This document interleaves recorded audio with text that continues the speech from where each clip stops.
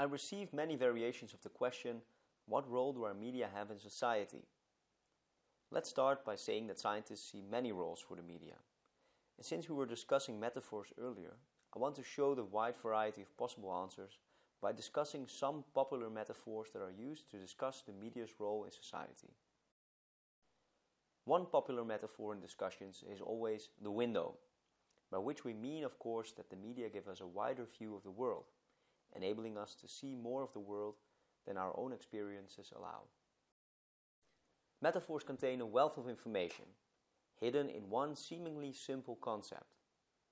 A similar metaphor, for example, but different on one important detail, is the mirror metaphor. A mirror, like a window, refers to the fact that the media widen our horizons.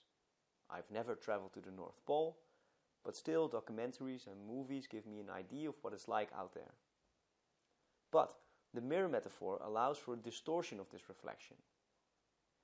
Obviously, the picture the media paint is not exactly the North Pole, but in fact an incomplete and therefore distorted image. Selections have been made, and we see only parts of the North Pole, no matter how well made the documentary is. Even a 24/7 webcam that shows us the North Pole only shows us a part of that reality. Therefore, instead of a mirror, scholars sometimes use the metaphor of tainted mirror or broken mirror to indicate that the reflection is not pure. Much research is focused on these selection processes, what gets attention and what doesn't. You might remember that we call these types of studies gatekeeping studies, and this approach views each medium as a gatekeeper, stopping some content and letting other items through the gate. So this is another metaphor that we use frequently. A similar comparison is the filter metaphor, basically indicating the same thing. The media only show us part of reality. Some theoretical approaches go even further. They claim that media show us a fake reality, hiding the truth from us. Remember the Frankfurter School. Scholars from this school of thought argue that pop culture is created by the powers that be to keep masses ignorant and keep their minds from revolting. The media, in this theory, work as opium for the people.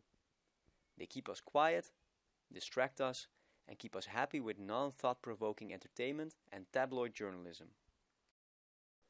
Think back to ancient Rome, for instance, when the Caesars kept a powerless population from rising up against the elite with free gladiatorial games, chariot races, and theater shows.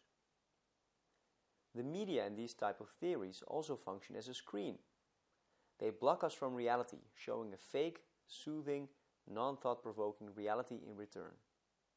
You can think back to the propaganda of the First World War, for instance. Even when Germany was clearly losing, their propaganda pretended they were still winning, ignoring defeats in the news and basically showing a completely false picture of the war. Now that we are talking about propaganda, another metaphor that's often used is the well-known hypodermic needle or magic bullet comparisons, referring to the media as a means of persuasion, injecting or shooting the audience with messages to which they have no defense, creating instant effects. Would-be persuaders are of course always looking for the magic keys of persuasion in order to manipulate and control. In these theories, journalists are not critical of governments and big corporations. Basically, the media are a lapdog of the elite.